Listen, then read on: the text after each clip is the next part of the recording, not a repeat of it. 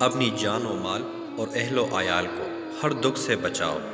دنیا میں نعیم البدل کی خواہش اور آخرت میں ثواب عظیم کا حصول صدقہ و خیرات کا مقصد ہونا چاہیے۔ جانچنے والا قلب ہے اور قلب تجھ کو نصیب نہیں۔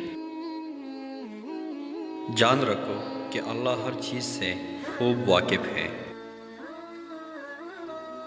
جاہلوں کے مل جل اور عورت اور لڑکوں کے ساتھ مل جل رکھنے سے بچ، پرہیزگار بڑوں کی صحبت اختیار کر، نادان نوجوانوں سے بھاگ۔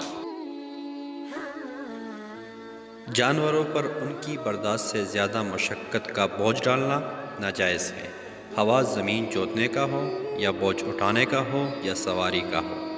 مقدر و خفیت اس کا چارہ نہ دینا بھی ناجائز ہے، اگر ایسا کرو گے تو گناہگار ہوگا۔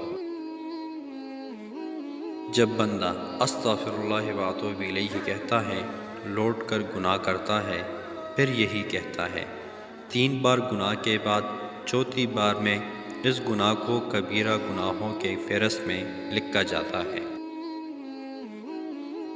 جب ایک شخص کی محبت اور دوسرے کا دل میں بغض واقع ہو تو اپنی نفس اور طبیعت سے نہ اس کو محبوب بنا اور نہ اس سے بغض رکھ، بلکہ ان دونوں کے فاصلوں کے لیے کتاب اللہ، سنت رسول اللہ صلی اللہ علیہ وآلہ وسلم پر پیش کر دے۔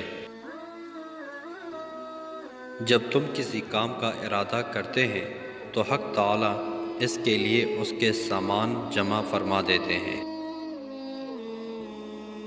جب بندہ خدا سے ڈرتا ہے تو حق تعالی اس کو جہل کی جگہ علم اور بات کی جگہ قرب اور سکوت کی جگہ ذکر اور وقت کی جگہ اپنے قریب اور تاریکی کی جگہ روشنی عطا فرما دیتا ہے۔ جب بندے کی صحبت طویل ہو جاتی ہے اور سفر کی تکان دور ہو جاتی ہے تو گوشت پیدا ہو جاتا ہے اور ہڈیاں مضبوط ہو جاتی ہیں، زندگی لذیذ بن جاتی ہے اور اس طرح قرار حاصل ہو جاتا ہے۔ رزق و برکت کے فرشتے گھر میں ان 3 چیزوں کی وجہ سے آنا چھوڑ دیتا ہے۔ نمبر 1، گھر میں بنا مجبوری کے کتا پالنا۔ نمبر 2، گھر کے دروازے پر گندگی کرنا۔ نمبر 3، گھر کے دیواروں پر جانوروں کی تصویریں لگانا۔ جب تمہارا قلب سے مخلوق نکل جاتی ہے اور اس میں سوائے حق تعالی کا کوئی نہیں رہتا تو حق تعالی جس طرح چاہتا ہے اسے آپ کو دکھا دیتا ہے اور اس کے قریب آ جاتا ہے۔